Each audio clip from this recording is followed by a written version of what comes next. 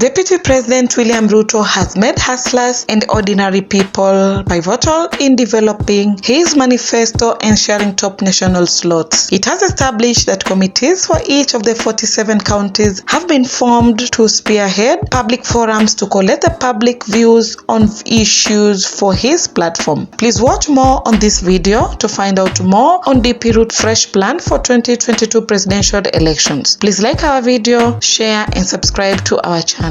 Once the views are collected, they will be scrutinized by a national multi-sectoral secretariat that will forge a solid blueprint that resonates with the vast majority of voters. The secretariat will also propose how to share cabinet slots among the 47 counties in a manner that reflects the face of Kenya. Bomet Governor Hilary Bakok said, "The new approach is meant to make every Kenyan part of the government and enhance accountability." The Kanu government was seen to be a Kalenjin government, the NAC was alleged perceived as a Mount Kenya government, and the Jubilee administration seen as a Mount Kenya and Rift Valley government. We now could endeavor to form the next government in which each and every one of us will be part and parcel of it, he said. President Uhuru Kenyatta's cabinet from 2013 to date is largely dominated by Kikuyus and Kalenjins. Critics call this situation entrenched tribalism in the government. In January this year, former Vice President Kalonzo Musyoka accused Ruto of dishing out his entire 2013 cabinet share of his Kalenjin community. Another idea being floated is that if Ruto forms the next government, cabinet secretaries will be vetted for a specific ministry and not shuffled and reshuffled as has been the practice. The argument that individuals are nominated for a specific ministry based on their expertise and strengths. Once the National Assembly vets and approves them and they've appointed, they can only be sacked if they fail to deliver. Another proposal seen as a move to run efficient government is a new model to curb wastage in government agencies and independent commissioners. It is understood Ruto's think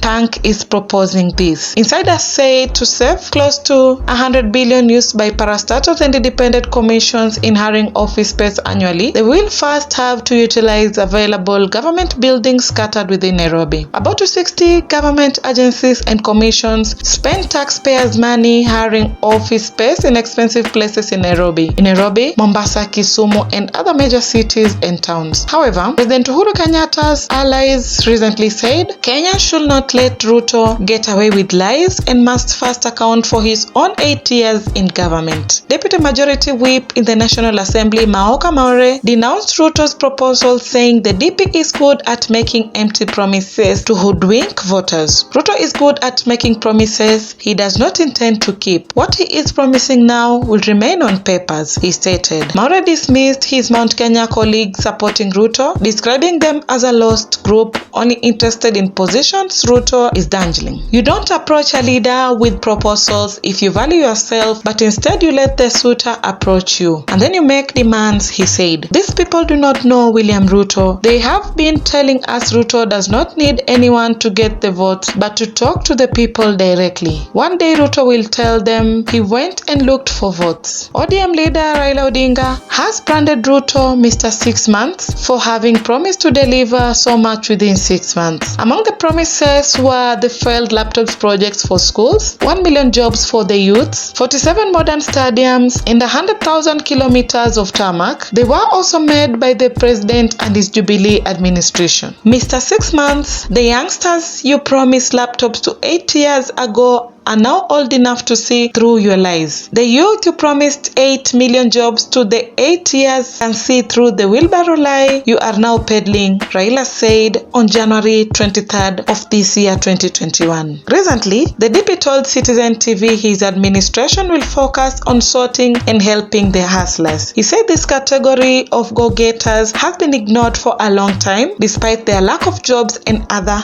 programs. Former Mombasa Governor candidate Hassan Omar, an insider in Ruto's 2022 campaign, has said it is time for a paradigm shift in Kenya's politics aimed to empowering people and releasing their issues. In an interview recently, Omar revealed they were adapting the new model so each county will come up with their development issues they want implemented. He said in the new model, leaders including the president will be held accountable for what they pledge versus what they deliver. Omar said already they have formed a Coast Economic Congress that has been meeting for 3 months. It is a new reality that we want to organize our politics and economic programs. Since independence, elections and politics have been about individuals. That is coming to an end. The conversation has changed and it is about the people, he said. Already 62 pro-Ruto legislators from 11 counties of Mount Kenya have formed 2 committees to spearhead public hearings on an economic agenda and a wish list of positions the region should get in the next government. Kiharu MP Ndindi Nyoro told off critics of the new approach, saying they are free to adapt a different way that works for them. He said that the 62 speak for the majority of the people in the region. Our competitors are planless and have no direction. That is why they are envious of our progress, and instead of requesting to join us, they are coming up with all manners of imagining, Nyoro said. He said each region or county has unique issues of development and leadership. Therefore, they will align those needs after hearing proposals from Kenyans. This will form part of the bigger conversation and contract the next government will have with the people. He said some Mount Kenya leaders against the move have always been challenging us that they are waiting to see what the DP has for the region. Kuria East MP Matthias Robi said they will not involve all stakeholders including hustlers, farmers and business community and professionals to tell the Ruto team what they need from the government. The deputy president has been categorical that the next government will adopt a bottom-up, not a top-down economy and the empowerment programs. We will go out of our way to involve the ordinary people so their issues are captured in our manifesto, he said. However, President Kenyatta troops have trashed all the DP's ideas, saying the proposals are a trap for Ruto so that if he disagrees with them, they can stage a mass walkout. Ndaragwa MP Jeremiah Kioni said their time in Ruto's camp is no longer tenable and they plan to abandon him before the 2022 general election. They are looking for an exit strategy. They are looking for a way of leaving the camp honorably. We welcome them to our side, he said. Nyeri Town MP Ngunjiri Wambugu said the list being drawn up by the Tanga